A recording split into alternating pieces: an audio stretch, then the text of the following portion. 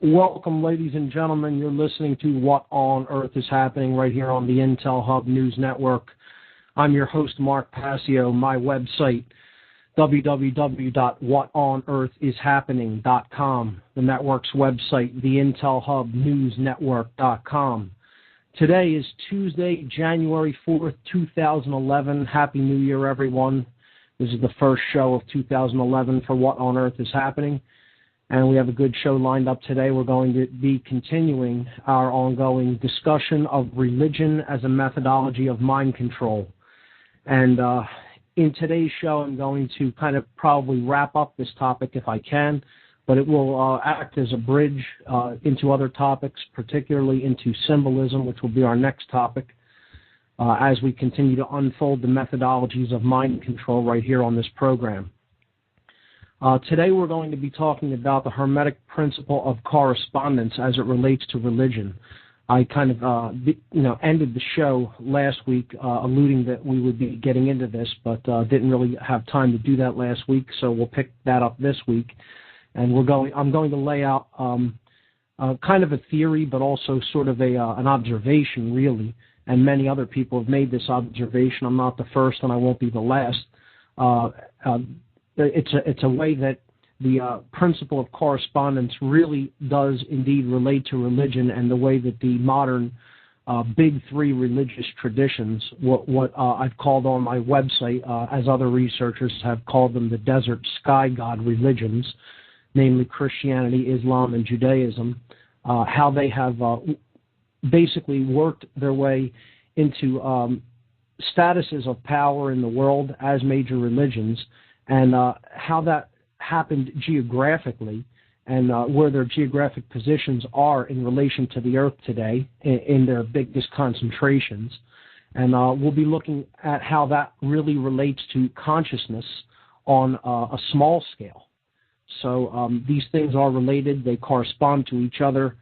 There are people who will deny this fact and say that that isn't the case, but I'm going to try to make that case here tonight on the program and help to get people to see that that is in fact what is going on, and it hopefully, if I can communicate this effectively, will help people to understand that the principle of correspondence, as it is explained in the Hermetic tradition, is true, and it is really what modern scientists that study chaos theory like fractals or that study quantum mechanics are really saying about the nature of reality, that it is holographic, that it is self-similar in all of its respects. In other words, that the universe is self-similar across scales.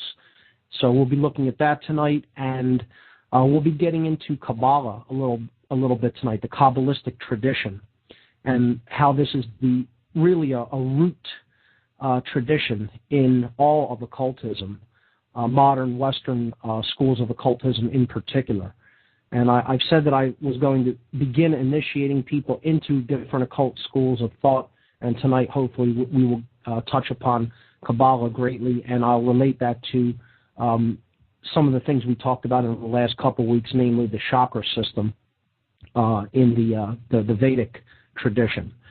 So that's coming up. I want to give the call-in numbers for the show, and I want to read a couple of event announcements. Always start the show with that, to highlight some activity going on in the area, because that's ultimately what it's all about, is taking action. So the call-in numbers, if you should feel so inclined to call in, feel free at any time. No taboo topics here. Call in and talk about whatever you like. 724-444-7444. That's the first call-in number. Once again, 724-444-7444. The call ID number, 83515. 83515 is the call ID for What on Earth is Happening. If you want to call into the Blog Talk Network instead on the Intel Hub, you can call 646-727-3387. Once again, the Blog Talk call-in number is 646-727-3387. So I have the same three event announcements that I read last week. I'll repeat them again this week. There will be a third fundraiser for the Free Your Mind Conference coming up at Germ Books and Gallery on Sunday, January 16th, 2011 at 2 o'clock p.m. It's a $10 admission. All proceeds go toward the Free Your Mind Conference.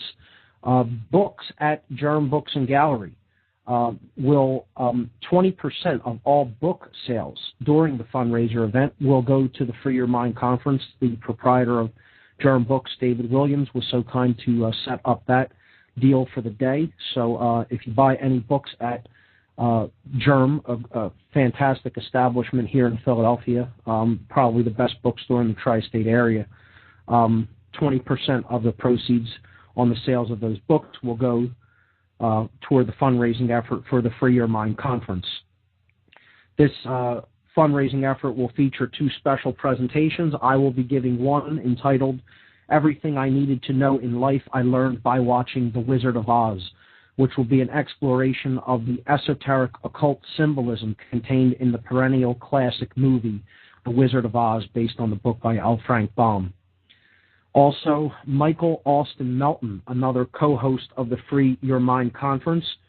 He is a field investigator of Pennsylvania Mutual UFO Network, will be presenting a talk called The History of Mind Control in America.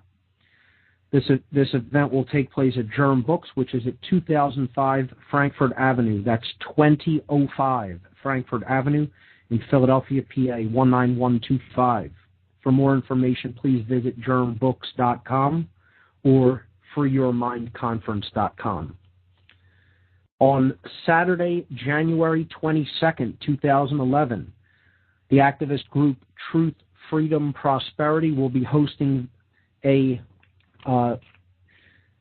beginning of the year networking social for all members of Truth, Freedom, Prosperity and all prospective members, and anybody that wants to come out and check out this group and what their philosophies are and what their activities are all about.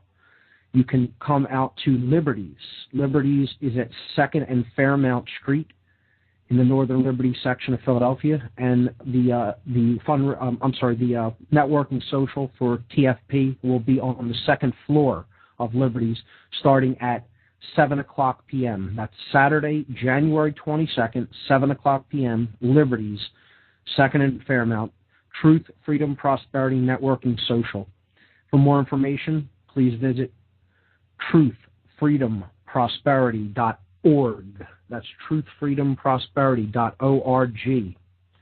Finally, the Free Your Mind Conference, a conference on consciousness, mind control, and the occult. Saturday, April 9th and Sunday, April 10th, 2011 at Ruba Hall, R-U-B-A, Ruba Hall. Ruba is at 414 Green Street in Philadelphia.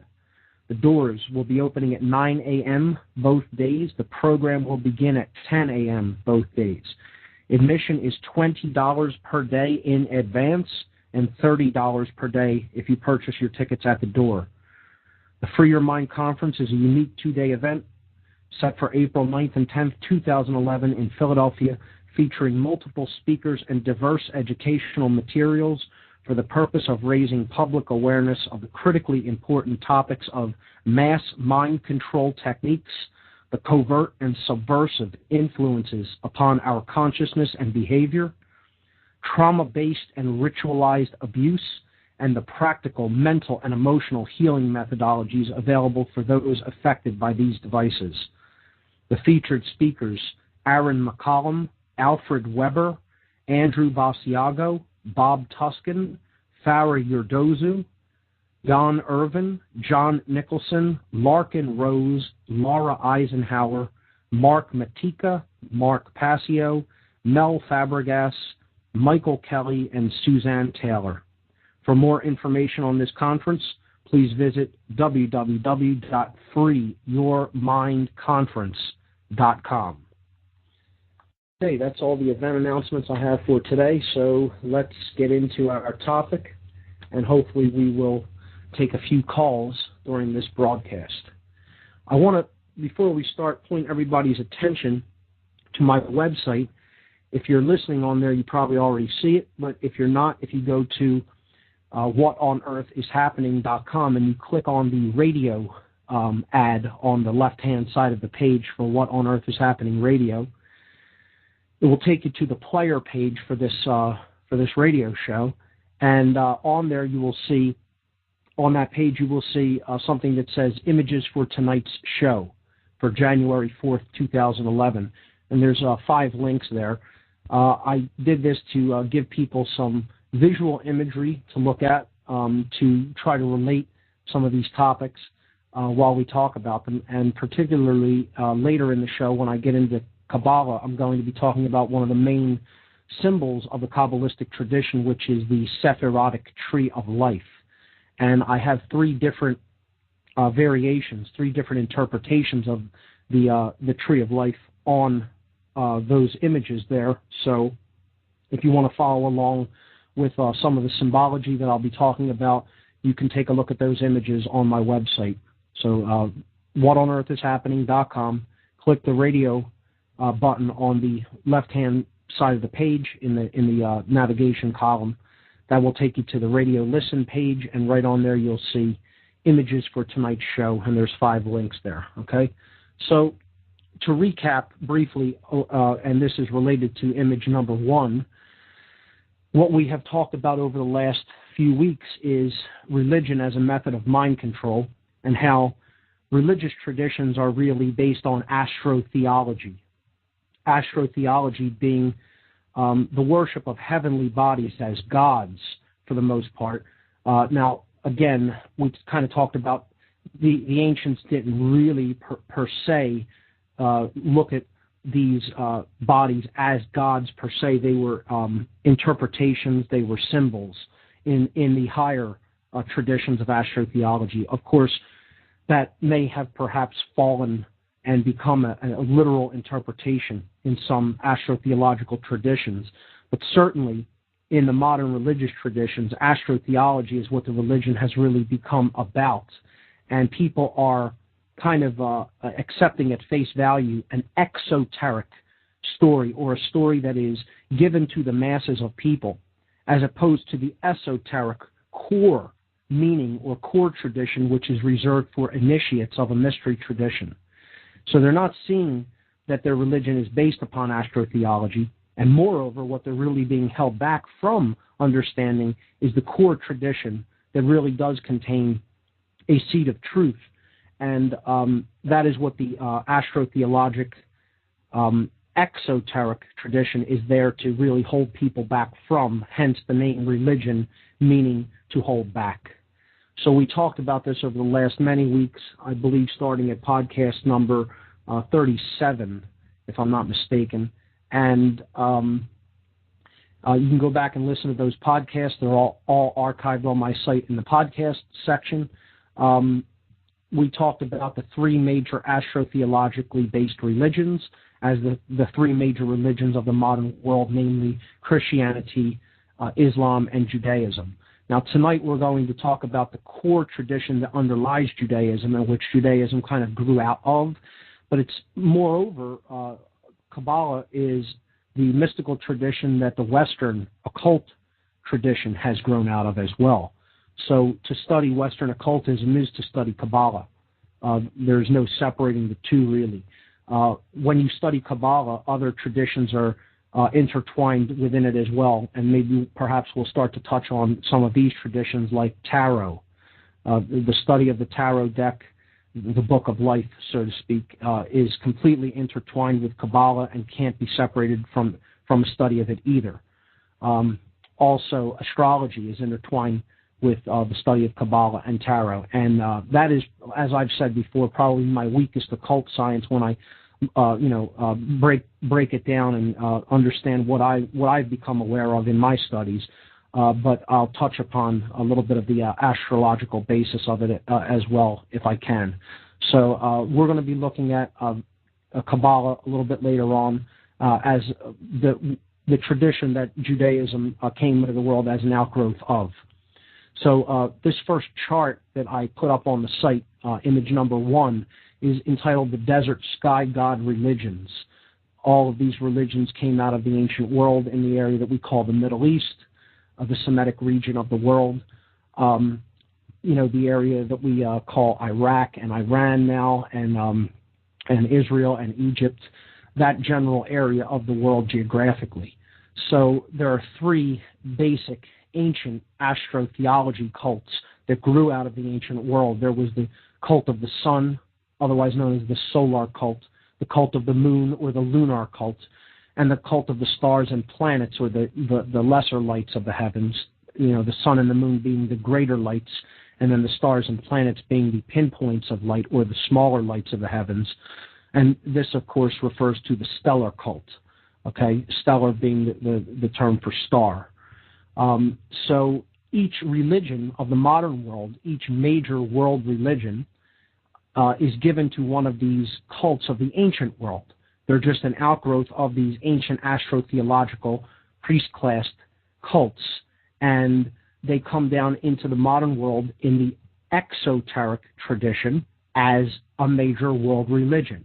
The solar cult, its modern incarnation being Christianity, the lunar cult's modern incarnation being Islam, and the stellar cult's modern incarnation being Judaism. So I have a chart there showing this progression with the cult of astrotheology, the associated revered celestial objects, the modern world religion that it corresponds to, and the major symbol of that religion, which if you simply look at the symbol, right there in the symbol is the revered celestial object of the astrotheological cult that we're talking about. The religion of Christianity has as its main symbol the cross, with the sun upon it. As we saw before, this is the zodiacal cross of the 12 zodiacal houses, which when it is quartered or formed into 4 quadrants, forms the seasons of the year. And the ancients would then place the sun on this cross of the zodiac and show its progression throughout the sidereal zodiac year, and formulate a story upon its progress and its movement through its 12 houses or helpers. And of course, we saw how this was the story of Christianity, at least in the exoteric tradition. The lunar cult is based upon the worship of the moon or the goddess principle, and Islam is the modern incarnation of that, and its symbol being the moon. You see the moon and the small star called the sovereign and the divine being one of the main symbols of the Islamic tradition. And Judaism being the stellar cult, or the cult of the stars, its symbol is, of course, the Jewish star. Okay, that symbol is actually much older than the Judaic tradition. It goes back far into the ancient world, even beyond the Egyptian tradition and the Egyptian mystery traditions. This is very ancient. In the Egyptian and Solomonic tradition, it comes down to us as the Seal of Solomon. Of course, modern Jews refer to this as the Star of David. However, this is a union of the chalice and the blade, two very ancient, archetypal, archaic symbols from our ancient past as human beings. And the upward pointing triangle, of course, being the blade, representing the male aspects of the personality and of consciousness. The left brain, in other words, it's a phallic shape, the tip of a spear, a thrusting principle, an active principle. And of course, the chalice, the inverted equilateral triangle, being the feminine principle, or the womb of creation, the creative or intuitive force, or the right brain principle. And these two things unified, coming together, form the Seal of Solomon. And again, in the word Solomon, we have the word sol, or sun, and moon, mon, okay, Solomon, the sun and moon, coming together. So that's, the real original occultic origin of that symbol. And that goes far beyond even when these religions were formulated. That symbolism is derived from, as is the cross and the equal-armed cross. It's much more ancient. It goes back right into our antiquity as a species. So these religions, of course, borrow upon ancient symbolism. They didn't invent it, because, of course, these are invented traditions that come out of these older traditions of astrotheology, which are born of even older archaic traditions that we refer to as the mystery traditions. So what I want to begin doing today for the first part of the show is talking about how these religions have moved through the geographical regions of the earth, where they're concentrated at, and what this kind of really means from a perspective of looking at things from in a holistic way, in a way that we see the correspondences. And it's not in ways that we're making up correspondences. I want to hopefully get people to see that this is a correspondence that does in fact exist. And it's a difficult thing to do. I've attempted to do this with people in the past. I've put it in my video presentation series, and I'm going to try to elaborate on it a bit more tonight. But when you lay out something like this, that is a very large pattern recognition concept, okay? This takes pattern recognition to understand the principle of correspondence. If the person's right brain is not very developed, they're not going to see this. And I'm not talking about seeing things that aren't really there and inventing patterns that aren't there. I'm talking about actually using a little bit of left brain understanding as far as geography and as far as the breakdown of the human brain is concerned, and then using a right brain approach to understand that these things are intricately related. They're inextricable. They have to be studied in conjunction with each other because they relate a fundamental occult principle to us, namely the Hermetic principle of correspondence, which is the second Hermetic principle. And this principle states that the universe is self-similar across scales, or, as it is said in the Hermetic tradition, that which is above is like to that which is below, and that which is below is like to that which is above. In other words, the microcosm is a reflection of the macrocosm. In other words, the very small is a reflection of the very large, and vice versa. The macrocosm, or the very large, is a reflection of the microcosm, or the very small. And a lot of people will be very resistant to this concept because of their left brain propensity. Okay, an imbalance toward the left brain will make people say, oh, no, that isn't happening. That isn't how it is. You're seeing things. You're looking for patterns. You're seeing what you want to see. Well, I'm going to lay out my case, and as I said last week, if that's the way you want to look at it, fine. I can't force anybody to see something that they don't want to see. But for the people who find this aspect interesting to study, it will open up new understanding to you if you really grasp the principle of correspondence in this one particular aspect. And this is what I call the earth-brain aspect, or the earth-brain correspondence, okay? The theory of the earth-brain, okay? I won't say it's absolute fact. I wouldn't say it's purely a theory either, however. I'd say it's a pattern that I feel that I've recognized, and I'm not the first. I've heard this from many other people. I've spoken to some friends who said, I've recognized this years ago. And when I was bringing it up to them, they already heard about it. And not from reading about it either, from contemplating it, from thinking about the religions, from thinking about the brain, and they understood this intuitively. So, again, some people see this pattern, some do not, and some refuse to. But I'm going to lay it out here tonight and make of it what you will. Feel free to call in at any time, comment on it, talk about it. I'll get to your calls after we break down some of these concepts.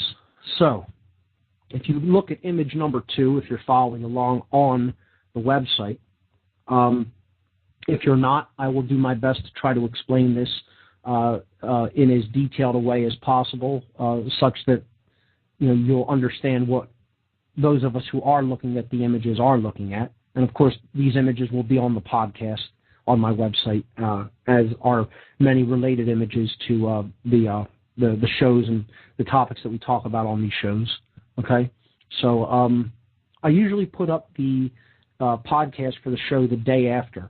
I clean up the broadcast a little bit in an audio editor, put the intro music in there in a nicer, cleaned up form.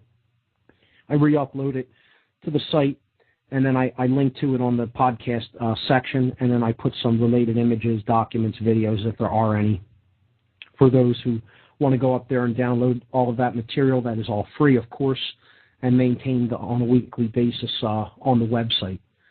So let's get into it. The theory of correspondence as it is related to the major world religions, and particularly as it is related to the human brain, okay? If we look at the three astrotheologically based religions of the world, the three great religions of the world as they have been called, the major religions, the ones that have the most adherents, we will see an interesting aspect unfold. Christianity, okay, is a solar cult religion, as we have seen in studying astrotheology here on this show, and in many of the documents that I've uploaded to the podcast section. It is male-based. We saw how the feminine is removed from Christianity in the aspect of the Holy Spirit, the concept of the goddess or Mary being removed, and the Holy Ghost or Holy Spirit taking the place of the sacred feminine in the Trinity. This really particularly paints it as a male-dominated religion. All of them are male-dominated religions. But in particular, women are not permitted to serve as a priest of this class. I don't believe they're permitted to serve as a priest in any of the major world religions, which is utter nonsense. But that being the case, I ascribe to the solar cult religion the symbol of the blade, as we've already talked about. So I put that on top of an image of the sun, and I put it right underneath the symbol of the major world religion of Christianity, being the cross, with the sun behind the cross. So if we look at the concentration of this religion, it is predominant in the Western world, okay, Western civilization. This is the predominant religion.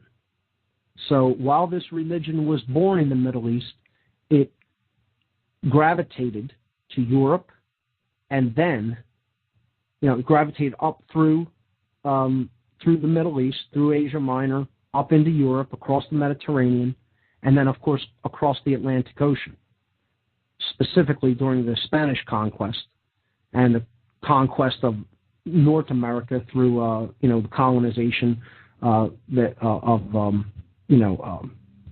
Columbus and the other explorers that came over here and then finally colonized this region. However, this whole Western hemisphere of the earth, the predominant religion is Christianity. Now, of course, all religions are everywhere throughout the world.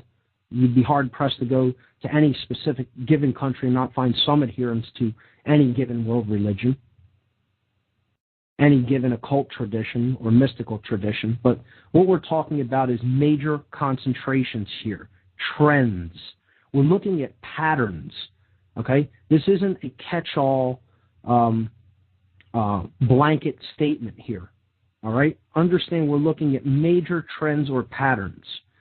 The Western world, its major religion in the Western civilization of the earth is Christianity. I think that's pretty undeniable, okay?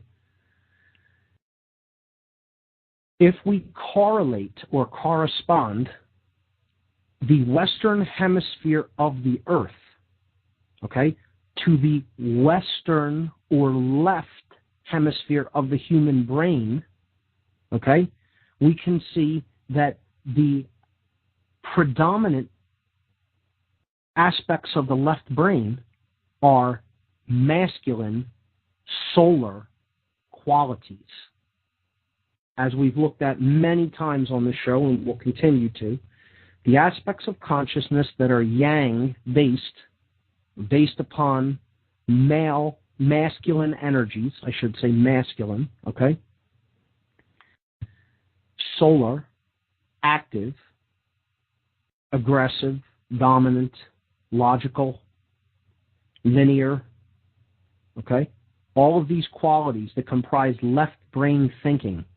Now, indeed, the entire globe, the entire population of the earth has male dominator aspects ruling over it, but specifically, the western hemisphere of the earth contains the most dominant, aggressive culture on the earth, namely the United States of America, which has become, quote, the policeman of the world. You know, it has become one of the biggest militarized states, the biggest militarized state, not one of, but the, okay? And it has become the aggressor of the black government, so to speak, the government in hiding, the hidden world government, if you will. That's really the international banking cartel system that controls governments throughout the world, but America is its lapdog. It is its attack dog. When countries don't fall in line for what the international banking cartels and the cultists that run that want, they send in America to do their dirty work for them. That's what the role of this country has become. That's what the role of its military has become. Whether soldiers out there want to admit that or not, tough, that's what it is, okay? You know, they want to make apologies for, you know, what their institution does because they're a part of it, and they don't want to believe that it has become evil and corrupt and is run by psychopaths and evil people. But that's the case. Deal with it, grow up, understand that that's absolutely what it has become and has been for a long, long, long time. Okay? So this region of the world, okay, has become like the left brain gone haywire. Okay, so specifically the United States region, which would correspond to the left temporal lobe of the brain. Okay? This aspect is purely male dominator in its essence. And that is the part of the brain, the left side of the neocortex, that if it is engaged chronically in, and there is no balance, okay, to counterbalance it on the right side of the brain with creativity, intuition, feminine nurturing, okay, imagination, etc., simply passive aspects being engaged in, then what will happen is the personality will become male dominator or controlling, because it will be essentially ruled by the R complex of the brain, which is the lowest base brain, and we've talked about this many times, the reptilian brain, okay, the R complex. These two aspects of the brain, these two constructs within the brain, the R complex and the left hemisphere of the neocortex, kind of work in conjunction with each other once this purely left brain imbalance toward the left brain hemisphere has become chronic. It has been perpetuated. It has been ongoing for a long time. Okay? The R complex of the brain will eventually rule the personality. Somebody will become male dominator. They will become physical. This world is all there is. Obsessed with the physical, obsessed with the material, obsessed with survival. This world is all there is thinking. The lowest form of consciousness that anybody can really have, because it doesn't take into account compassion, it doesn't take into account any emotional considerations. It is a psychopath's personality. The second major world religion is one that we saw was based on the lunar cult of astrotheology.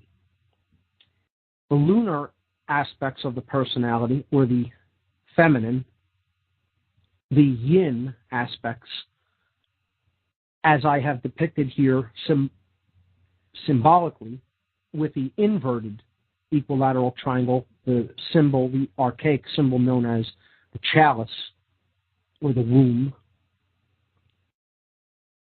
I put this over the moon, an image of the moon, because this is the lunar cult. The religion that, of course, is based upon the astrotheological cult of the moon is Islam. We talked about how it's related to the goddess. I wanted to make clear, I posted the images of the Hajj, which is the pilgrimage to Mecca, and the circumambulation around the Kaaba when the shrine of the Kaaba is reached in Mecca for Islamic pilgrims that make this journey. Hopefully, at least they attempt to at least once in their life. And I posted a video of it. I posted 2 very interesting short video clips. Hopefully, people will find them interesting. I posted one of the movement, the circumambulation around the Kaaba, and I wanted to make clear that what that represents astrotheologically is the counterclockwise rotation of the stars of the Milky Way galaxy around the supermassive black hole that lies at the center of the Milky Way. That is what this is symbolically depicting, because as we saw last week and the week before, Islam is based upon the goddess tradition, the sacred feminine tradition, the lunar cult, and it is not just the cult of the moon. Okay, it is not just the astrotheological sect that worships the moon. It is also given to the goddess that depicts symbolifies the night sky. Okay, symbolizes the night sky. The aspects of darkness. Okay, from which matter arises, void. Okay, we'll talk about this when we get into Kabbalah as well, because there are different versions of void in Kabbalah, or nothingness, or blackness, emptiness, from which possibility arises. Okay, creativity emerges. Okay, from which matter is given rise to, all matter. So this is the other aspect of the goddess tradition. We have to understand it is not just about the moon, it is also about the blackness of night. Okay, it is also about the galaxy, because the galaxy is considered the potentiality from which all of the stars emerge. The stars are embedded in galaxies, in galactic clusters. Okay, they're and I don't mean clusters of galaxies. I mean stars come together. They don't really exist in interstellar space between galaxies. They exist in galaxies, in galactic configurations. Okay, so the goddess was more than just the moon, and she's more than just the night sky. She also represented the energy that holds the galaxy in its form. That's what the goddess tradition was symbolizing. Okay, so that this was looked at as the great mother that gave birth to all of the stars that are her sons. Okay, and this is what the Islamic tradition is symbolizing with the Hajj pilgrimage and the circumambulation, the counterclockwise circumambulation of the Kaaba. So I posted an image of this walking around the Kaaba in a counterclockwise fashion by thousands of Muslims, and it's very fascinating. Understand that it is based upon astrotheology, and you're seeing a symbolic representation of a spiral galaxy, like the one we live in. The Milky Way galaxy is a spiral galaxy. There is a black hole, a supermassive black hole at the center of that galaxy, around which the stars form a counterclockwise rotation. So this is what is being symbolically enacted at the Holy Land of Mecca in the Islamic tradition. And, of course, all the adherents to this tradition wear white to symbolize themselves as a star. We talked about each being like a star in the aspect that we carry these chakra centers, these rotating gatherings of energy centered around glandular activity in the body that is called chakras in the Vedic tradition, okay? And we saw how these correspond to different planets in the solar system. So we're like a mini solar system, okay, in the tradition of the chakra tradition of the Vedic tradition of the Indus Valley.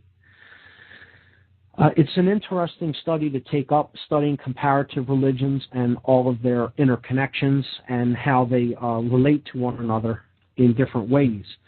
But what I wanted to say about Islam is with the video that I had posted. The second video is very rare, a very rare glimpse inside the Kaaba building itself. And some people will look at that as sacrilege, okay, that is posted. And some people look at it that it's sacrilege that was even taken. Well, you know, if you're following this show, you understand I don't see anything sacred in modern religions. They are all getting people to focus on things outside of themselves, so they never really get to the heart of the matter, so that they never really get to the core tradition that underlies all of this garbage nonsense of symbolism and of beliefs and of just doing actions and not really understanding why you're doing it, and not asking questions and following along with rote behavior and dogma. Okay, because that's all it's about, is control. That's all of these religions are about, control. Period, the end. Just like government. It's just the opposite form of mind control. We talked about them being, you know, one is a binding upon the right brain. That's what government is. Of the left brain out of control, the male dominator out of control, left brain, and it's a binding upon the right creative and intuitive and nurturing and feminine brain. Well, religion is the exact opposite. It's a binding that's placed upon the left brain, which is the logical and analytic and, you know, reason aspect of the brain, okay, so that you can get people to accept all kinds of nonsensical beliefs and dogmatic approaches to life that don't really make any sense and only really benefit the priest class that is really doing it just to get people to fall into line and do what they say. Okay, so it's also based on control, but it's just the opposite method for people that, you know, aren't going to fall into a left brain aspect of control. You put them under a right brain aspect of control, shut their left brain off, and they become passive servants. And that's what people who are extremist adherents to religion have become. Don't question. You know, just accept. These are all right-brained, out of control, right brain qualities. When the right brain goes haywire, the person doesn't really accept. Doesn't really question. I'm sorry. They accept everything that is basically told dogmatically because somebody else knows better than me, and this is just the word of God as it's handed down to me through the prophets and the priest class. So who am I to question it? All done as a method of control. Okay, so we saw how the just to go back to that video to wrap that part of this up. Highly interesting video. Take a look at it. The inside of the Kaaba building, seen for the first time. You can see this on my podcast page in podcast number 40. That was last week, and I posted this video.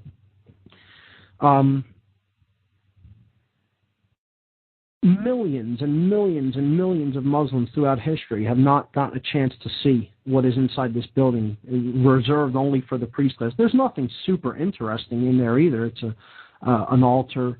There's a lot of marble and some metal working, and there's some incense burners, and it's fairly interesting as far as its artistic nature. But it's not like you're going to see anything that's so amazing that it'll blow your mind. But just thought it was interesting in putting the circumambulation of the Kaaba building up there. I came across that video and felt that I would share it on the site for those who might find it interesting to take a peek inside the Kaaba itself. So the lunar aspects of of consciousness, as we talked about, are passive, they are feminine, they're intuitive, creative. These are the right brain qualities, and again, these are very important in balancing the brain hemispheres, because This is what's really missing in our culture. These aspects of the brain are what keep people in the unquestioning mode that they go along with. They're not developing the positive aspects of the right brain. They're trapped in all of the lower aspects of it, which is don't question authority, lay down, don't stand up for yourself, just be a slave, you know? If they really turn on the imagination and creative power of the right brain, we get out of this mess that we're in very quickly as a species. That's really what's required on all of our parts. And so on this image here, I've placed the moon with the symbol of the chalice, the sacred feminine, and the symbol of Islam being the crescent moon with the star, the small star. And I put this next to the right hemisphere of the human brain. Because if we look at geographically where the lunar cult or the Islamic tradition spread to, it is clearly the eastern hemisphere of the earth. Clearly. The major religion of the eastern hemisphere, yes, Buddhism is very big, yes, Hinduism is very big, but clearly the biggest religion of the eastern hemisphere, and as a matter of fact, as far as adherents go, it is the largest religion in the world, is Islam, based upon the astrotheological cult of the moon. Okay? So we see the Western hemisphere adopting the solar male religion based upon the sun, okay, and the law-obsessed Old Testament male dominator, Father God, Creator God, okay? And we see the right hemisphere of the earth being the predominant religion there being the lunar cult religion that is based upon submission to God. The word Islam means submission to God. That's what it means. So right in the word, you have the passive qualities of the right brain gone haywire, really, being expressed.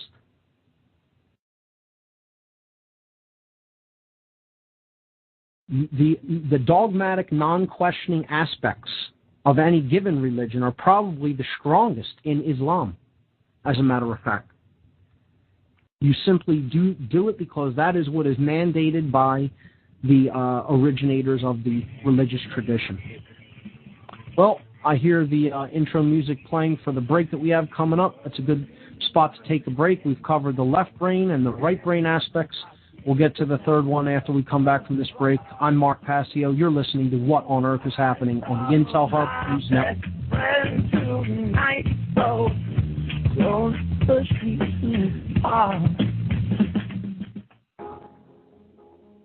A very wealthy U.S. citizen is predicting that in 2011 we will witness the most important day in America in more than 50 years. He says it will change everything about our lives. The way you shop, travel, invest, educate your children, and even how you take care of your health and family.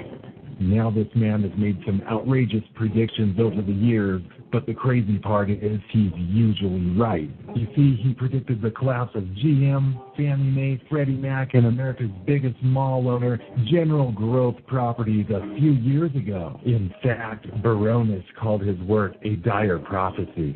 Now, this has nothing to do with the stock market, but it could have a huge impact on almost every aspect of your life. And recently, he created a video which you can watch online for free, detailing his biggest and most important prediction yet. And it's a real eye-opener. I can't stress this enough. You should at least watch this free video online today. He explains everything you need to know, including simple steps you can take to protect yourself. You can find the video at www.endofamerica8.com.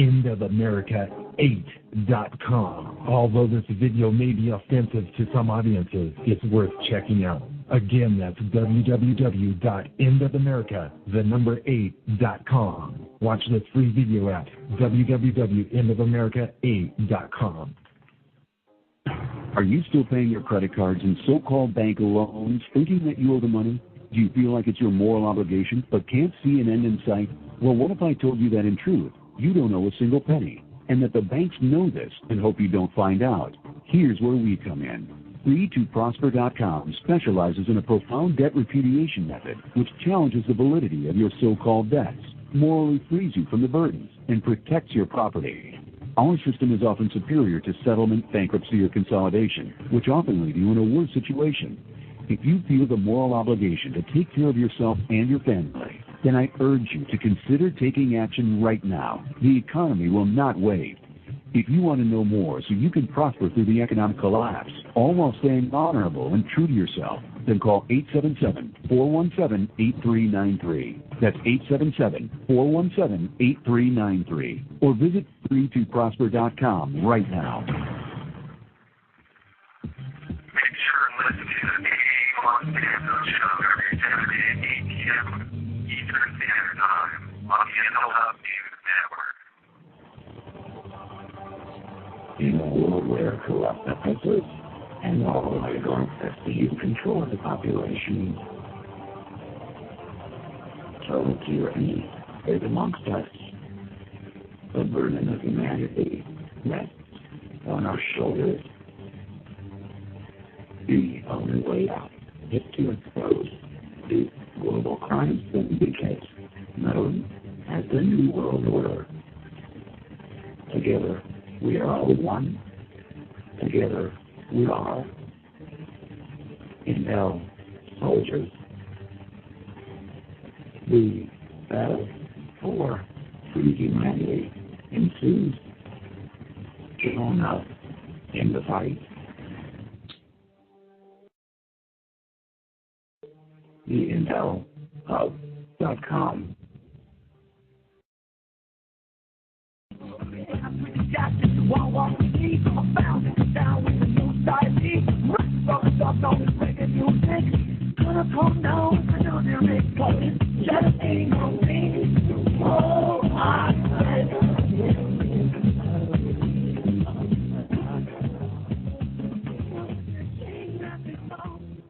Okay, we're back on What on Earth is Happening on the Intel Hub News Network.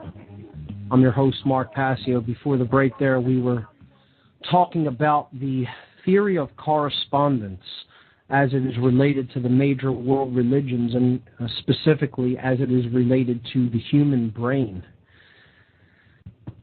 Is the earth itself a brain? Is the living system of the earth similar to a human brain? What I'm trying to get at here is as many of the consciousnesses that comprise the whole, the totality of the people on the earth, think and behave, you will see patterns unfold that correspond to the way their brains operate and their consciousness operates. You will see these patterns unfold on a large scale that is a reflection of what is happening at the smaller scale level, but in many, many individuals. Okay? So, we saw a male-driven, masculine quality aspect of religion. Okay? I hear music coming up again. I'm not sure. We're going into another break here that quickly. I'm not sure what happened.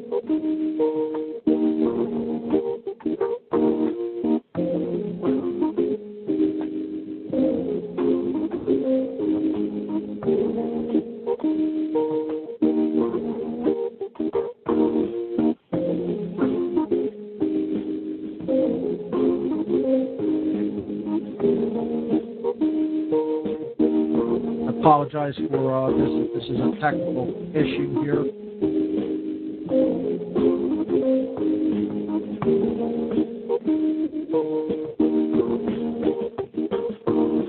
If anyone at the If anyone at the network is hearing that, picking up that music, we can look into why that is coming through.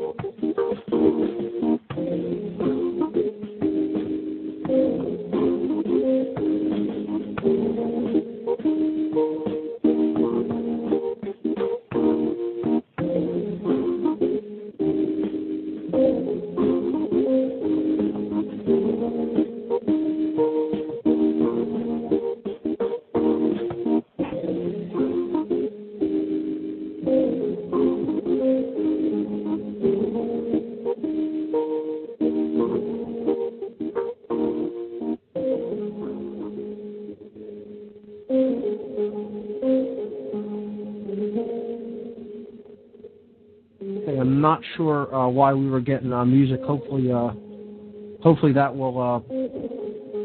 That's still going on. Let's see if I could. Well, it looks like it stopped there. Hopefully that won't.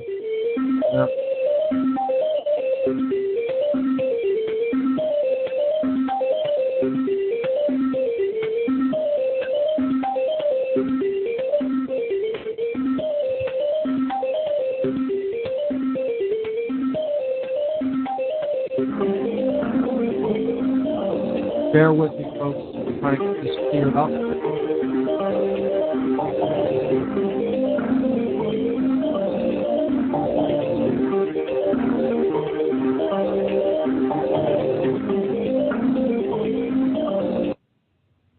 Okay, I'm just going to put that on hold for the Blog Talk listeners. When I get confirmation that that's cleared up coming in from the network, and I will go back to that, but we're still broadcasting on TalkShoe, so I'll just continue and pick up from where I left off. We were talking about the principle of correspondence as it relates to religions, and we saw that the left brain aspect religion, namely Christianity, was based upon the solar cult, which is the left brain principle, and its adherents are largely gathered in the western hemisphere of the earth. The left hemisphere, okay, as we look at it directionally, okay? The lunar-based cult, based upon the moon. After I spoke with you, I came back on and I heard that the computer music, and I heard you come on. Do we have it cleared up on the network end, Bob? Yeah, it was cleared up. I'm not sure what exactly happened. I can hear you now. You were breaking up slightly, but we're back now. Is it cleared up on your end? Yes, it is. Thank you. No problem. Okay, not a problem. We'll let you jump right back in the show, Mark. As always, it's a pleasure to be here to help you in your program, and I look forward to listening. Although I have to be honest, I was on another call, and I'm not sure what happened, but we'll get it smoothed out eventually. Thanks, Bob. Thank you. Not okay, so we're back broadcasting on both networks here. So I was just saying, as I went to the Blog Talk call, we're just looking at the correspondences between the human brain and the distribution of religions in the world on the geographical surface of the earth. And understand that the neocortex is really the outside covering of the gray matter of the brain. It isn't all of the gray matter. It is really the outside portion of it. The whole gray matter of the brain is called the telencephalon, but the neocortex is actually the covering of the telencephalon, the outside, which is where all the neural firing of the brain, the neurons are actually fire to create different connections and neural pattern firing within the brain. And it's interesting that we live on the surface of the earth, which corresponds to the neocortex of the telencephalon, okay, when it comes to the brain. The solar or left brain aspect of consciousness, okay, the masculine aspect of consciousness, this solar cult came down into the modern world as Christianity, okay?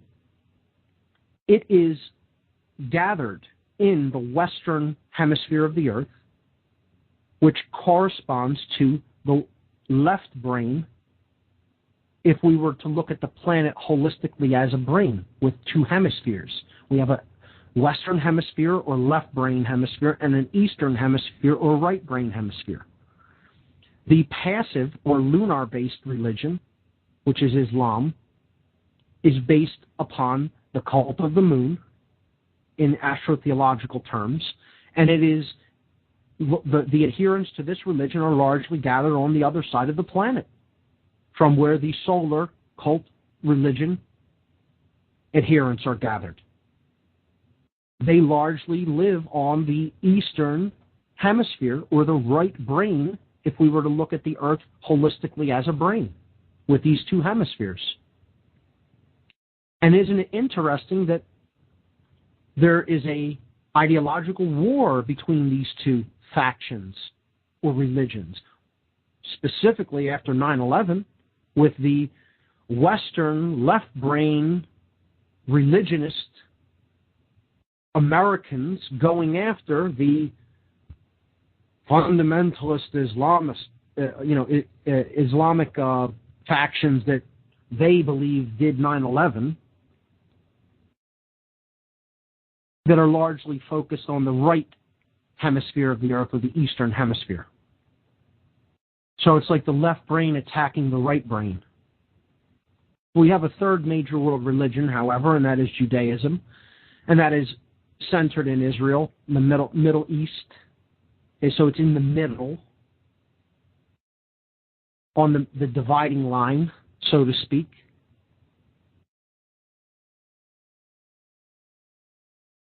Its symbol is the star. As we saw, the stellar cult is the lesser lights of the heavens, the stars and the planets, with Saturn being the primary object, because we spoke about that last week. It is the major planet of the planetary system that surrounds our sun, because it is the farthest object with the naked eye, at least, that can be seen. So the ancients viewed it as the ruler of the other planets, since it has the largest orbit, and thereby its orbit encircles all of the other planets.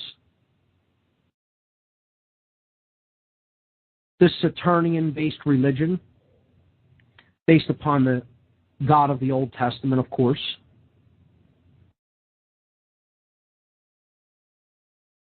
is based in the Middle East and still largely resides in the Middle East.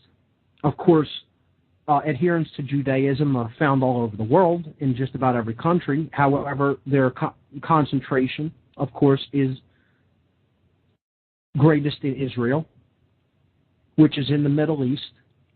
And this part of the earth, as I've talked about in my presentation, and we'll try to help people to understand what its function is symbolically, or what you could call synchromystically. Okay? And I think it's more than just a synchromystic connection or a synchronicity that is expressing itself in kind of like a higher consciousness way, or a mystical way. Synchromysticism I've talked about before. It's a fascinating topic to look into. I highly encourage everyone to do just that. But the Middle East itself is where Western civilization, or now we're talking about the left brain of the earth, okay, symbolically, the Middle East is where Western civilization gets most of its oil from. Now, you can say, well, it's not the biggest concentration of oil. That's understood. There are concentrations of oil that are even larger in other geographical areas of the earth, but this is where we get the oil that we are using from. Now, if we look at these two hemispheres as brain hemispheres on the earth, okay, that would place the Middle East at the back of the head, which is where the cerebellum is at, the hindbrain. Now, this is part of the R complex, the brainstem and the cerebellum form the R complex. The R complex, specifically the cerebellum, delegates motor skill to the body. This is the part of the brain that conducts motor reflexes. Or, in other words, it helps us to move properly. When we command, our limbs to move, or our bodies to move, or, any aspect. It controls respiration. It controls, our ability to walk, manipulate objects, etc. Motor skills, period. So, think about it. What is making motion possible? Or in other words, transportation on a large scale of people, the motion of people, is the oil or the energy resources that are being extracted from this region of the earth. In other words, the brain on a large scale is being powered by the R complex of the global earth brain. Just like on a smaller scale, the consciousnesses of the people on the earth are being powered by the R complex of the brain. This is why we're still on oil as our main method of energy production. This is why we're addicted to this fuel in a repetitive way, in a purely survivalist, instinctual, I need to have it or we'll die type of thinking. Repetitive, ritualized, perpetual thinking, movements, these are all our complex behaviors. I know it's a difficult concept to really conceptualize about, but just try to think about it in a way that you're corresponding these things. Look at the small. How are most people thinking? Then look at the large. What's happening on the large scale? Well, the left brain is attacking the right brain over the control of the hind brain of the earth. Think about it. And it wants to perpetuate the hind brain being in control of the whole, keeping us on that energy paradigm of Middle Eastern oil. And again, we can get into, controversial subjects related with how the Judaic religion has been used as a cover. David Icke's been talking about this greatly. I just posted a great article on his site about Zionism, and it's a topic most people won't go to, but I very briefly mention it in my presentation, and, I talk about how Zionism is a political ideology. It has nothing to do with religion. Anybody can be a Zionist and not have to be Jewish. The equation of these two things is nonsense. They're not in any way equal to each other. As a matter of fact, they're diametrically opposed to each other philosophically. And people who adhere to the true Judaic tradition based upon the Torah want nothing to do with Zionism because they know what it is. It's a radical, out-of-control, male-dominator political ideology. And, anybody who equates Zionism with true Judaism doesn't understand at all either of these things. And a lot of people equate Judaism with all Jewish people as well, and I don't think that's the case either, as, it is based upon the tribe of Judah and not all of the tribes of Israel. Judaism is a specific tribal religion.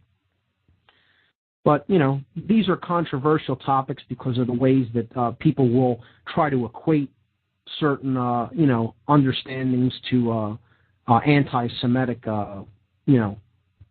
anti-Semitic beliefs or opinions, and it has nothing to do with that. Zionism is something that is hidden behind by its adherents, and they want to equate that with all Judaism so that they can hide behind the race card and hide behind, saying that anybody who disagrees with their political ideology is against Jewish. Yes. Do you need me to jump in here as the token Jew of the network? Sure, why not? I know you're very knowledgeable upon this topic, Bob, and you've discussed this many times on your show. So, sure, if you want to chime in on that, since we're talking about the three major religions as it relates to the principle of correspondence and the earth brain. And I was, just have it taking an aside when we're talking about the geographic placement of Judaism in the Middle East and how that corresponds to the cerebellum of the earth brain, and how the oil reserves of the whole Middle Eastern region, particularly in the region of Saudi Arabia and Iran, Iraq, all are related to the motor skills of the brain, because on a mass scale, this is the place where we're getting the energy to power the motion of the people of the earth. And I took an aside to go into the difference, the diametrical opposed difference between Zionism and Judaism, and how neither one of these things are equated in any form. However, Zionists, who are political ideologues, want to insist that these things are somehow equivalents. So you could chime in from that point. Well, that's absolutely right, Mark. And a lot of people don't realize this, but the Jews, most of the Jews today from Eastern Europe are Khazars. They come from the Khazar region, from what I understand. So they're not the same people from the Semitic background in the Fertile Crescent.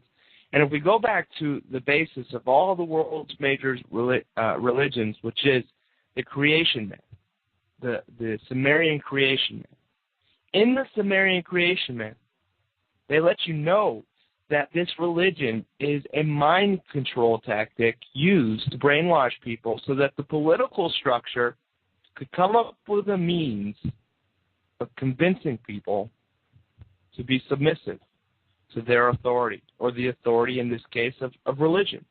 And that's how I see it. And I wanted to jump in real briefly and say that if you're critical of Zionism, for instance, which is a political agenda in the world today that has created a lot of problems, it doesn't matter who you are. We're all human beings at the end of the day, and the divide and conquer in this is something not to get caught up in. The labels and the finger pointing is something to not get caught up in.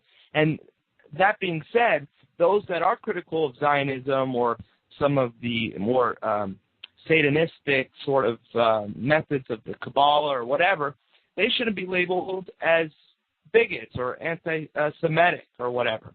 Just as me coming from a Jewish background, when I say something about Israel or critical of these things, I would never be considered anti-Semitic because I'm from a Jewish background.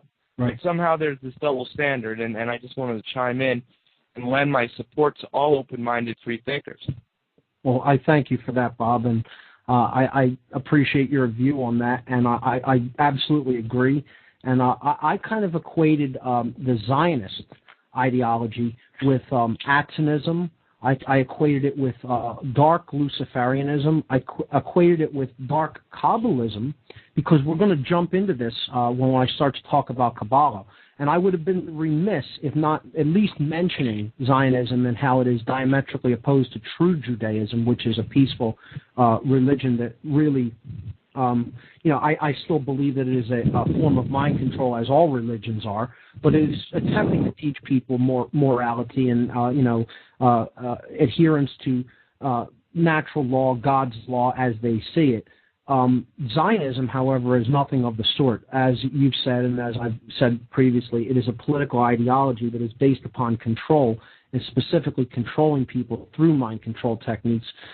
Ultimately, all of these dark aspects of occultism, any occult thinking, no matter how it is hidden, the dark controlling aspects of it really have taken over everything. They have taken over all of these institutional bodies. They own the Vatican, okay? So there are dark occultists that really own and control the direction of Christianity.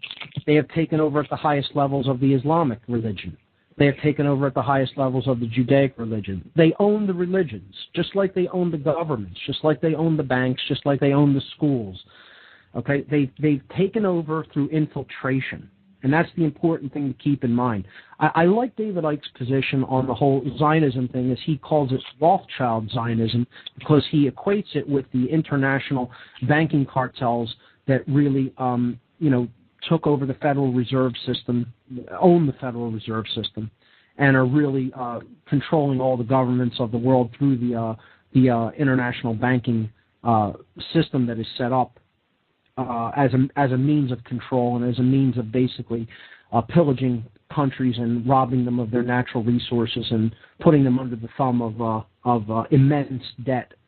So I just felt it was interesting to note that we have a war that is going on between the left brain and right brain of the earth, and 9/11 was something that was responsible for that being set into motion. I want to talk about that a little bit when we come back from this break. You're listening to What on Earth is Happening on the Intel Hub News Network.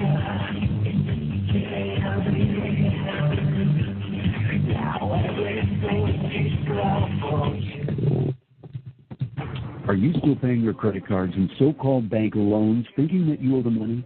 Do you feel like it's your moral obligation but can't see an end in sight? Well, what if I told you that in truth, you don't owe a single penny, and that the banks know this and hope you don't find out? Here's where we come in. Free2Prosper.com specializes in a profound debt repudiation method which challenges the validity of your so-called debts, morally frees you from the burdens, and protects your property. Our system is often superior to settlement, bankruptcy, or consolidation, which often leave you in a worse situation. If you feel the moral obligation to take care of yourself and your family, then I urge you to consider taking action right now. The economy will not wait. If you want to know more so you can prosper through the economic collapse, all while staying honorable and true to yourself, then call 877-417-8393. That's 877-417-8393. Or visit Free2Prosper.com right now.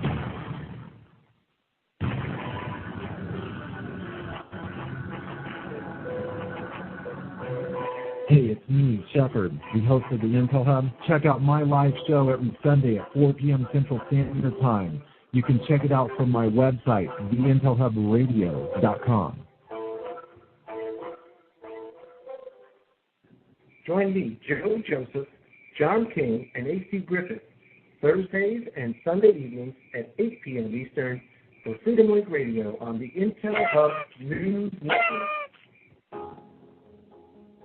A very wealthy U.S. citizen is predicting that in 2011, we will witness the most important day in America in more than 50 years. He says it will change everything about our lives. The way you shop, travel, invest, educate your children, and even how you take care of your health and family. Now this man has made some outrageous predictions over the years, but the crazy part is he's usually right. You see, he predicted the collapse of GM, Fannie Mae, Freddie Mac, and America's biggest mall owner, General Growth Properties, a few years ago. In fact, Baronis called his work a dire prophecy. Now, this has nothing to do with the stock market, but it could have a huge impact on almost every aspect of your life. And recently, he created a video which you can watch online for free, detailing his biggest and most important prediction yet. And it's a real eye-opener. I can't stress this enough. You should at least watch this free video online today. He explains everything you need to know, including simple steps you can take to protect yourself. You can find the video at www.endofamerica8.com. Although this video may be offensive to some audiences, it's worth checking out. Again, that's www.endofamerica8.com. Watch this free video at www.endofamerica8.com. You are listening to the Intel Hub News Network, crushing the New World Order piece by piece.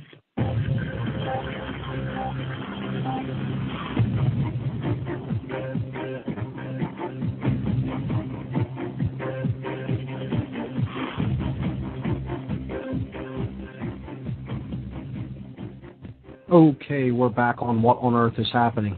Before the break, I was talking about the correspondence principle as it relates to the human brain and the major world religions. We had broken down all the world religions, the astrotheological cults from which they are derived, their geographical placement, and how this correlates to the brain and the functions of the brain, and how this is telling us a story on a grand scale, on the large scale, the macrocosmic scale. And it's very interesting to note that, I deliberately kind of set it up like this in the image as three pillars, okay, or three lines, okay, that you have Christianity on the left, Judaism in the middle, Islam on the right, because I want to start helping the people to understand the dialectical approach of 9/11. We're going to look at 9/11 when we look at the 14th methodology of mind control, being the Hegelian dialectic, or what I call chaos sorcery, and we'll look at that in depth. But I want to briefly mention that on the air here today, because if we look at the dark version of the Hegelian dialectic, as we talked about when we talked about controlled opposition on this show, being artificial conflict resolution, or what has been called by researchers like David Icke, problem, reaction, solution. It's creating a problem and then managing the chaos of the problem that is created, so that you can come in and step in with a predetermined solution that you wanted all along. Put people in a confused state of consciousness through some kind of really chaotic situation, and then that's your opportunity to come in and step in, pose as the savior, and offer your predetermined solution, which is what you wanted in the first place. And in people's confused state of consciousness and fearful state of consciousness because of the problem that has been created, they are very willing to step aside, lay their rights aside, lay their logic aside, and let somebody else handle the problem for them, if it means that things will go back to some state of order. And it's their order, it's the controller's order that set the whole chaos into motion that they're ultimately trying to create. So this is order out of chaos in a very dark sense of the meaning of that term, of that phrase.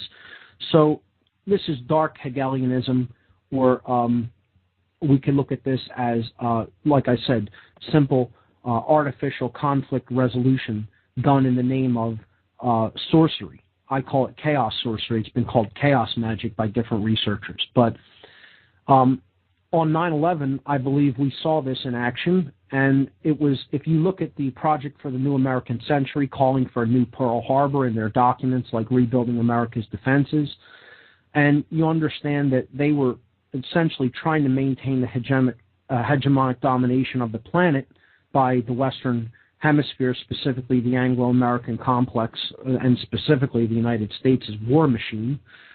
They needed to create a problem, and this was done through a lot of Zionists that worked with the Project for the New American Century and other think tank organizations.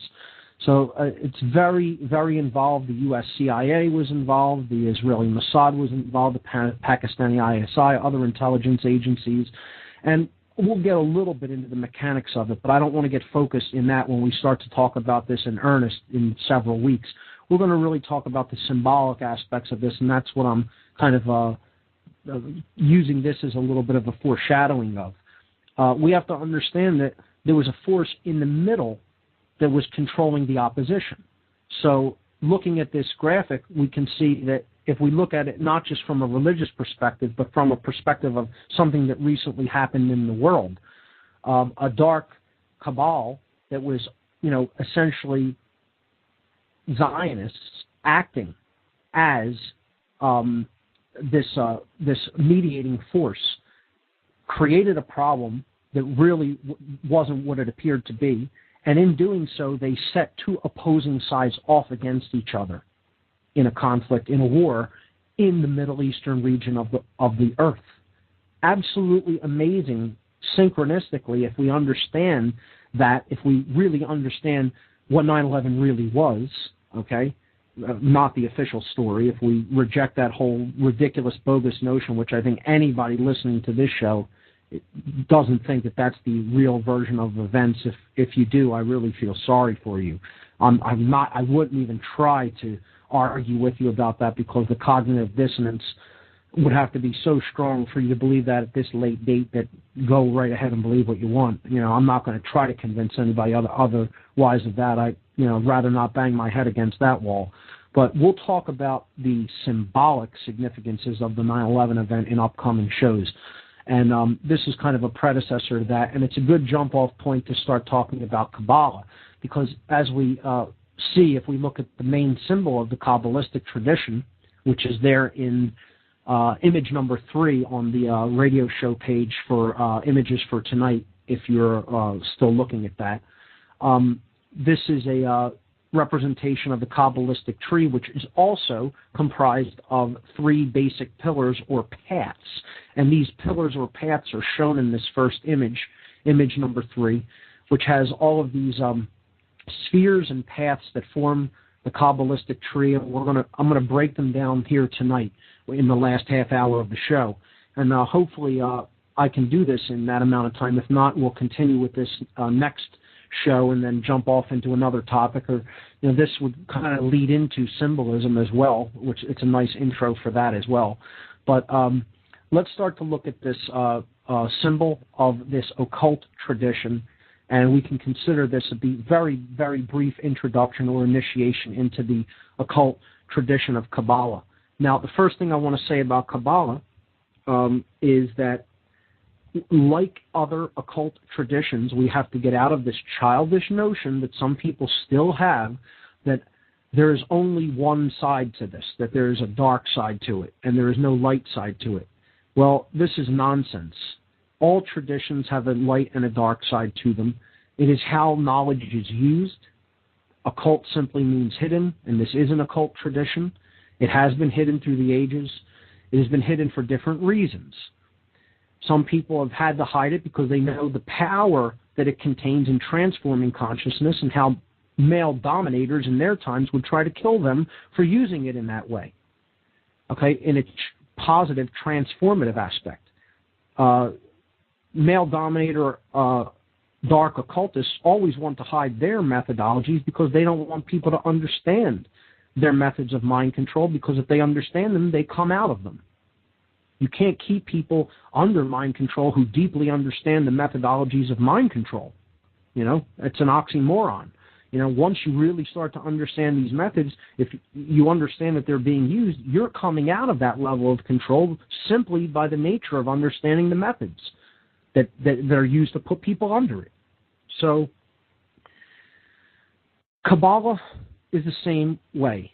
It is a tool. It is knowledge of self, ultimately, as we're going to see, as all of this is. Okay, that's why I always relate it back to the self. The religions are ultimately about deeper traditions that relate to the self. They want to hide that from you. They want to conceal that. They don't want you to look at the real tradition. They want you focused on their exoteric story that they give you to believe in and focus on, that has nothing to do with the self. Okay? They don't want you to understand the principle of correspondence, because then you're going to see larger patterns at work in nature and at work in human society, and you're going to understand that as the small goes, so goes the very large, and vice versa.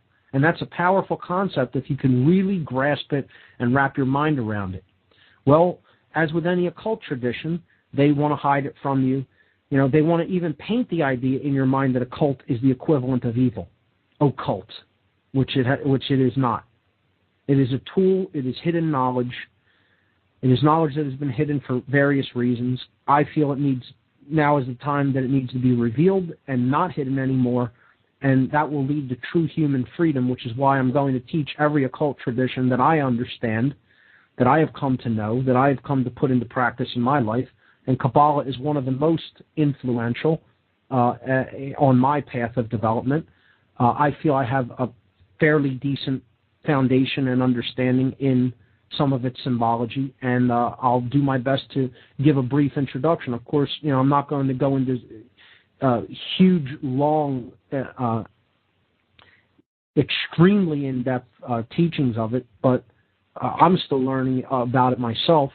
But I will break down some of its main symbology, particularly the Tree of Life, explain what it is, explain what the different elements of it are, and hopefully get people to understand how this relates to themselves and their own consciousness. So that's the first thing. All occult traditions are neither good nor evil. They are used by people with different intentions, and the intentions could be good or evil.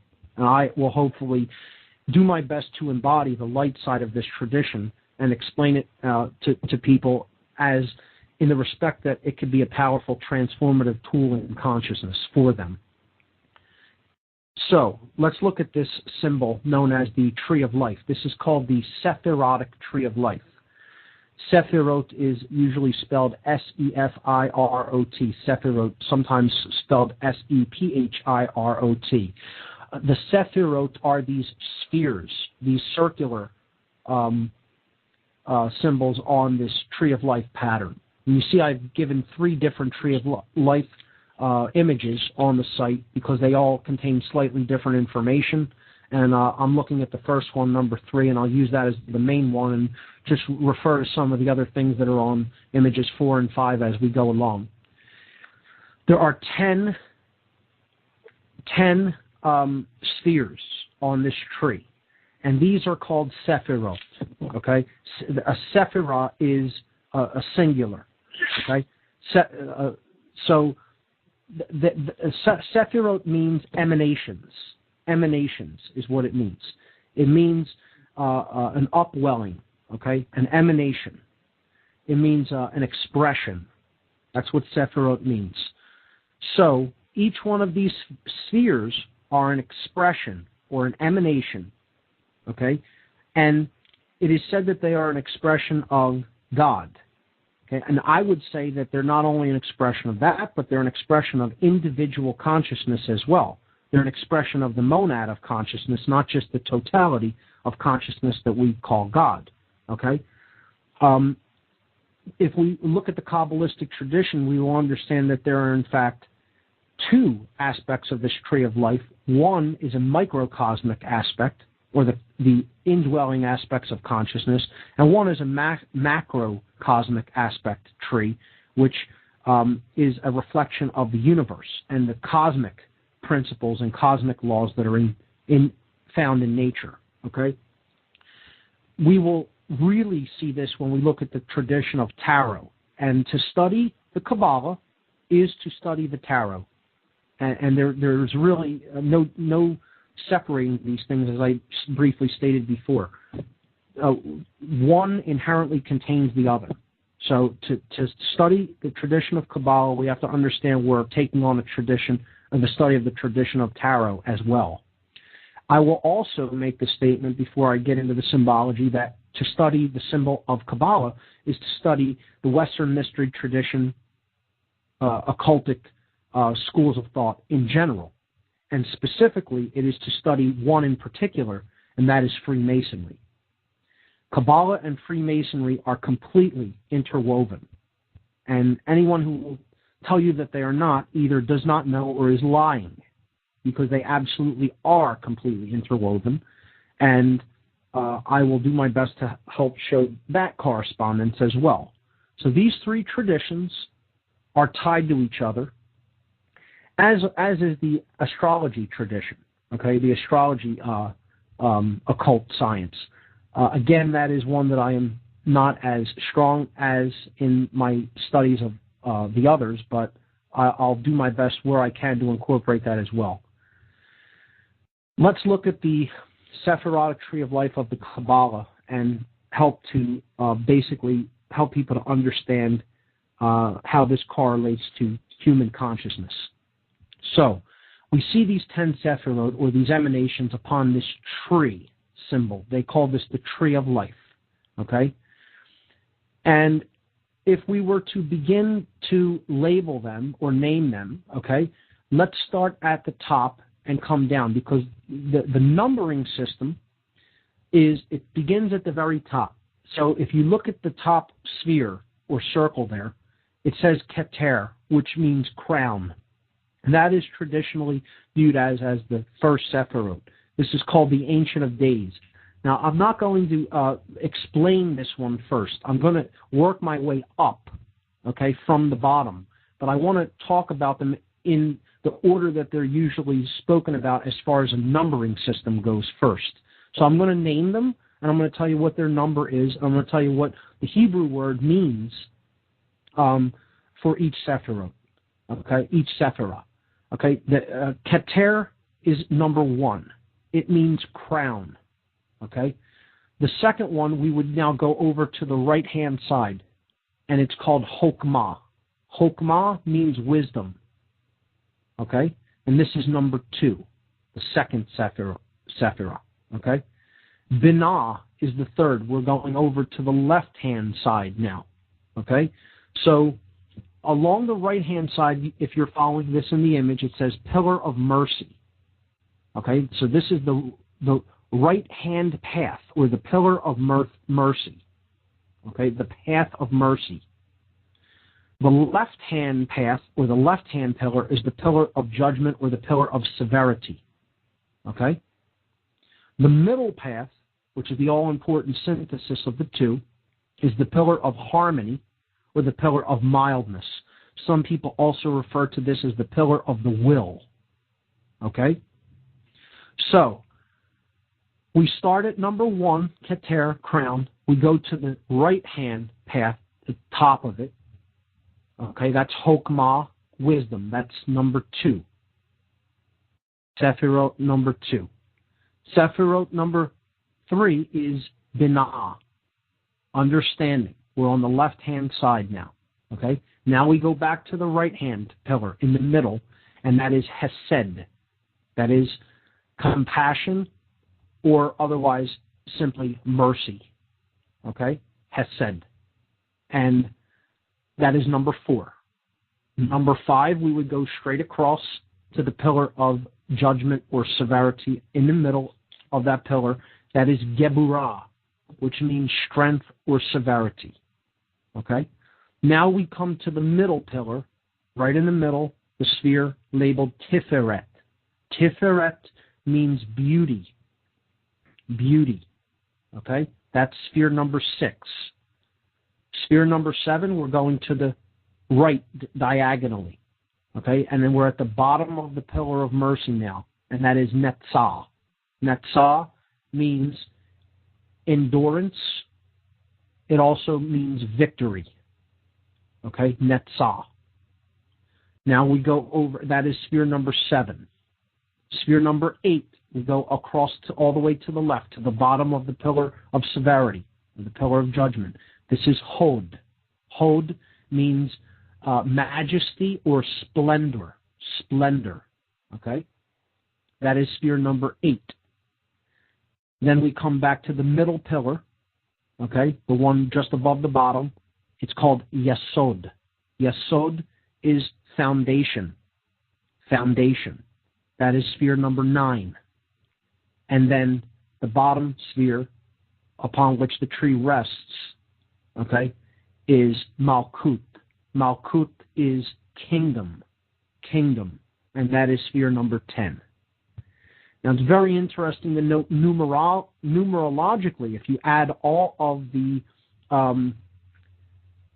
numbers of the Sephiroth up, okay, if you add them all up, and then you do gematria reduction upon them, meaning you keep adding the numbers down until you come up with a single digit, it equals 1. Okay, so this is a tradition that is really based upon fundamental unity. Unity. Okay? You start at 1, you really get back to 1. Okay? This is like a round-trip journey, we have to look at it. Okay? It's the energy of the Creator separating himself into the physical world and then assisting the journey back up into a journey of oneness, which many traditions have talked about, that is the breathing out and breathing in of God, so to speak. Okay? It is the cyclical journey of the soul. Okay? It is the forgetting and then remembering process. Okay? All different traditions speak about this. we can look at Malkuth, okay, being the physical world, okay, and this is where I'm going to start. It's 10 is its number, 10, male and female, the phallus and the egg, okay? When we add them together, we get 1, which is where we started at up at the top, Keter, the crown, the Ancient of Days, the Godhead. This is our last break coming up. We'll get back to this right after these words. I'm Mark Passio. You're listening to What on Earth is Happening on the Intel Hub News Network.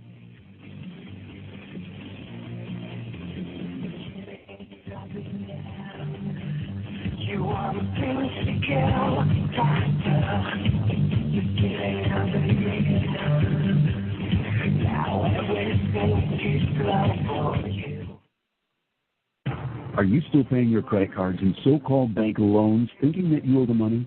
Do you feel like it's your moral obligation but can't see an end in sight? Well, what if I told you that in truth, you don't owe a single penny, and that the banks know this and hope you don't find out? Here's where we come in. Free2Prosper.com specializes in a profound debt repudiation method which challenges the validity of your so-called debts, morally frees you from the burdens, and protects your property. Our system is often superior to settlement, bankruptcy, or consolidation, which often leave you in a worse situation. If you feel the moral obligation to take care of yourself and your family, then I urge you to consider taking action right now. The economy will not wait.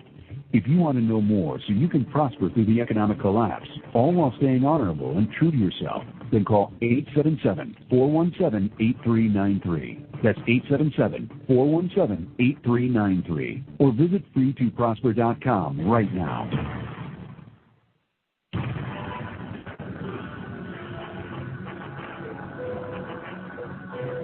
Hey, it's me, Shepard, the host of the Intel Hub. Check out my live show every Sunday at 4 p.m. Central Standard Time.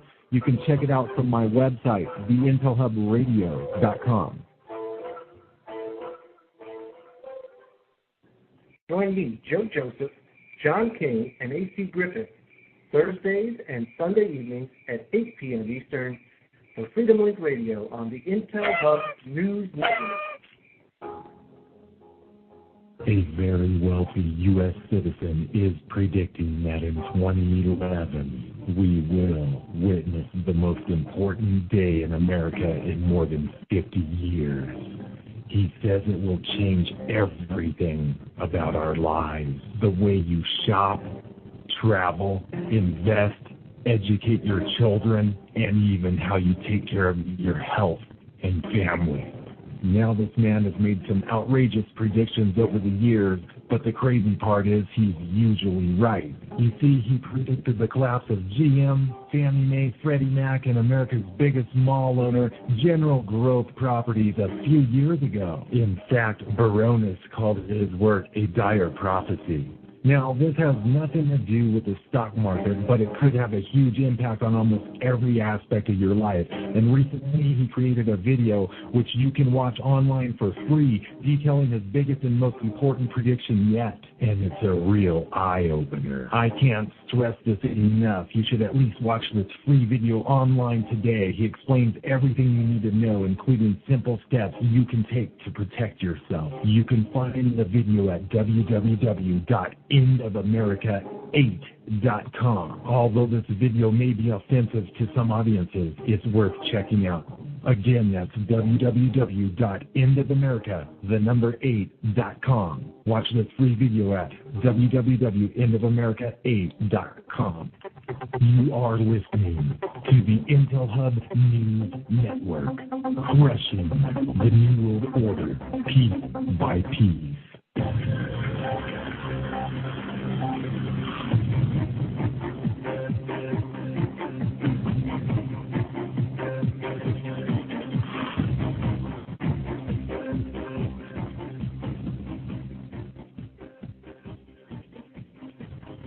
Okay, ladies and gentlemen, we're back on What on Earth is Happening. I was breaking down the symbolism of the Kabbalistic tree of life.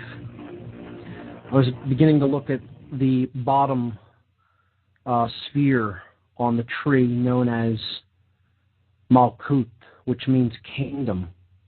This is a representation of the physical world, the physical reality, the material realm. if you look at the image, which is image number 5, okay, it has the word kingdom on this bottom sphere, which is what Malkuth means. It has the number 10, and it shows the 4 distinct elements that comprise the material realm. You have the alchemical symbols of earth, air, water, and fire there, and you see the colors that are associated with them in the Kabbalistic tradition.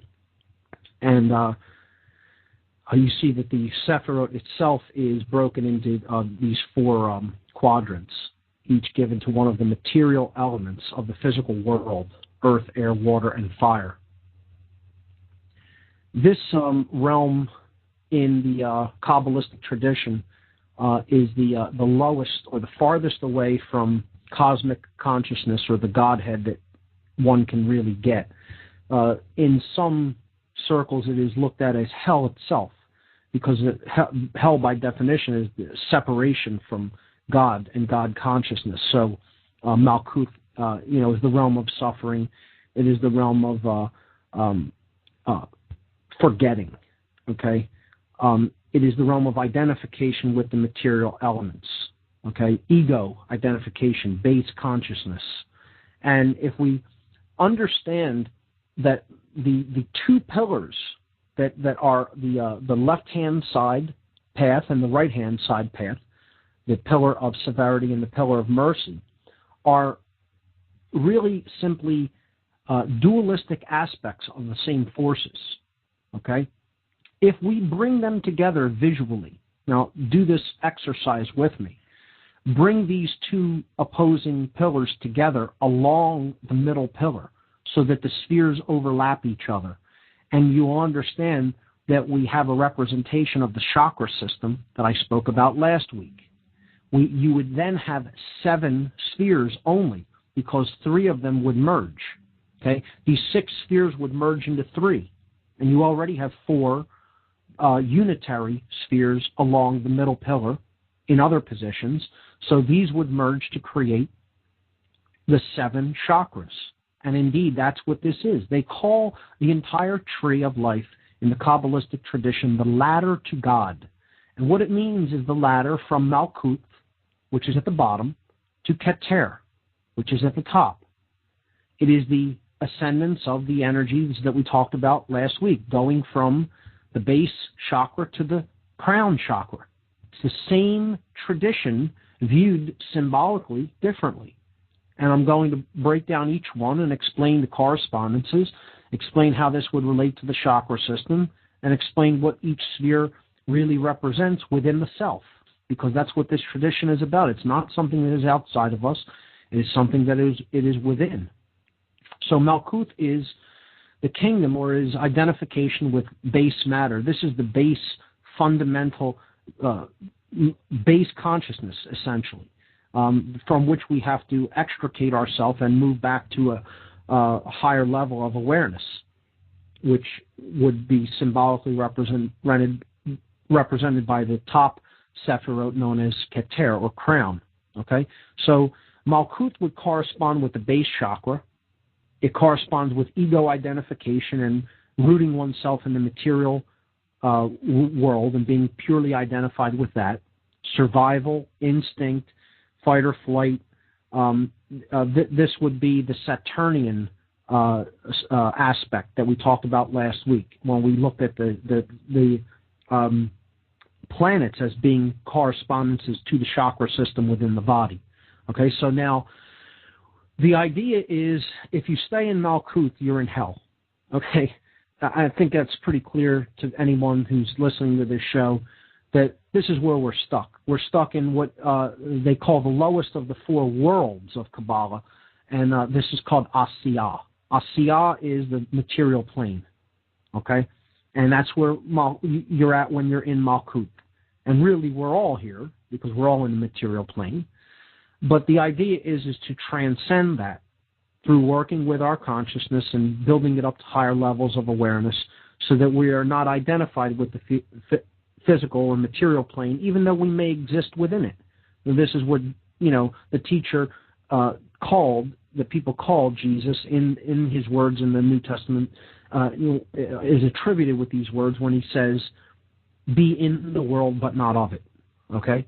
So the first step toward leaving identification with the physical domain, or Asiya, or Malkut, okay, is to get to the sphere of Yesod. So there's tons of Kabbalistic meditations about the sphere of Yesod. There is Solomonic traditions deal with the power of this sphere, and it's very important. And I'm going to really be talking about this a lot when I get into the presentation on The Wizard of Oz, because at the Free Your Mind fundraiser in a couple of weeks, because to a large extent this sphere plays into that movie as one of its most important characters. I won't say much more about that, so I won't give too much away. I'll probably do that presentation on the air as well. I believe that was requested here on the show. So after the presentation happens at German Books, I probably will give it again on the air here.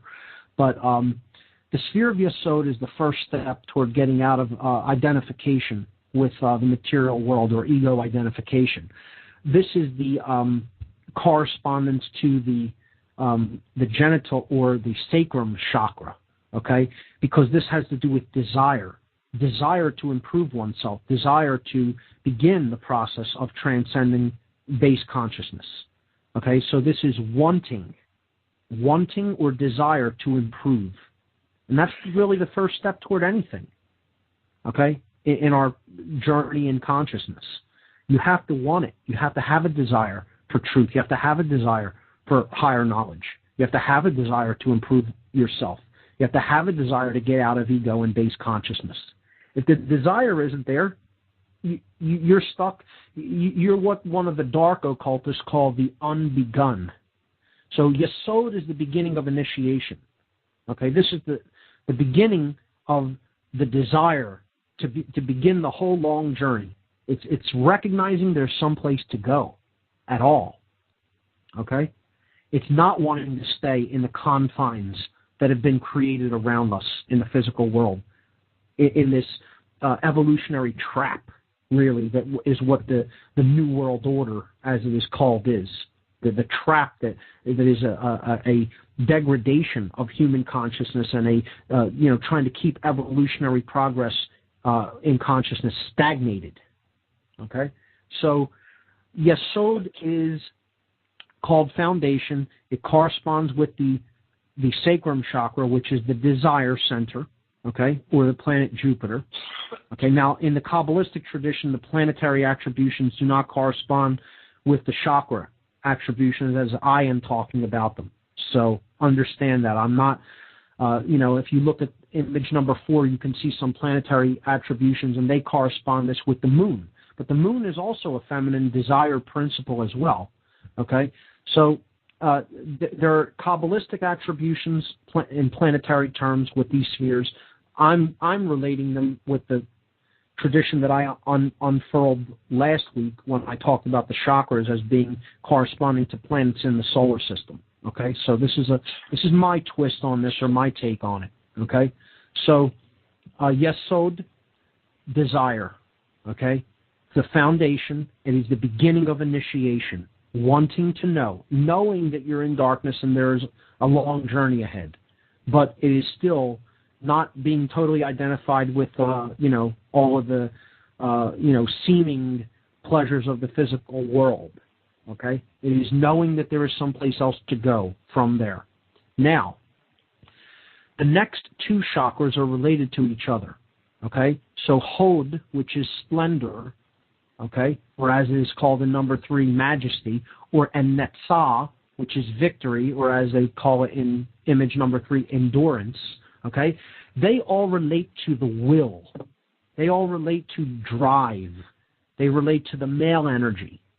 And if you bring these two together, okay, one is an internal aspect, okay, so Hod would relate to courage, which is an internal quality. All of the qualities on the pillar on the left-hand side, which is called the pillar of severity, are internal aspects. And all of the pillars on the right-hand side are external aspects. So the left-hand pillar in the Kabbalistic tradition is the lunar pillar. The right-hand tradition is the solar pillar, or masculine. Okay, lunar, feminine is on the left in the Kabbalistic tradition, and the solar or masculine pillar is on the right. Okay? The sphere of Hod represents courage. They call it majesty or splendor. Okay? And then willpower, to do things in the external world, to actually activate things and get them done, is netzah, or victory, endurance. Okay? So these are the solar plexus chakra, as it is related with the chakra tradition that I spoke about previously.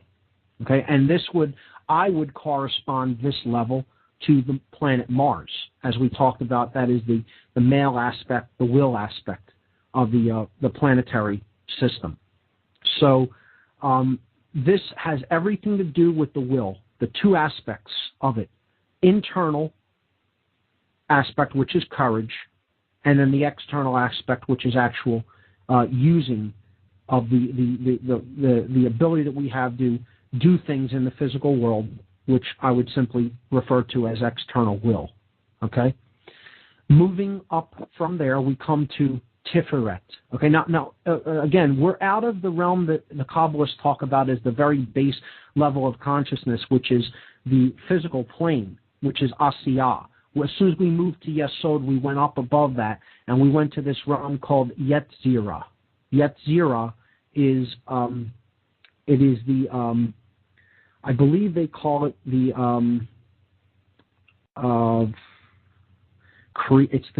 it the creative realm or the mental realm? I think it's the creative realm. I'm not sure. I'll look that up and be definitive on that next week when we continue this. But we're in the realm called Yetzirah, which is above the physical plane. Okay? So we're in a higher level of consciousness, and we're working with different forces now than purely material forces. So we've seen the desire forces and the will forces. Now we're getting into the real connective force, the generative force, and this is the heart energy. This is the care energy. And unfortunately, that's all we really have time for here this week. I will pick up on this next week. I didn't get a chance to take the one caller that's on their caller. I apologize for that. Please call in next week to the show. I'll be continuing this breakdown of the Kabbalistic Tree of Life and the symbology that it contains. I hope you've enjoyed listening tonight, ladies and gentlemen. We'll pick up where I left off next week. You've been listening to What on Earth is Happening right here on the Intel Hub News Network. I'm your host, Mark Passio. I'll see you all next week.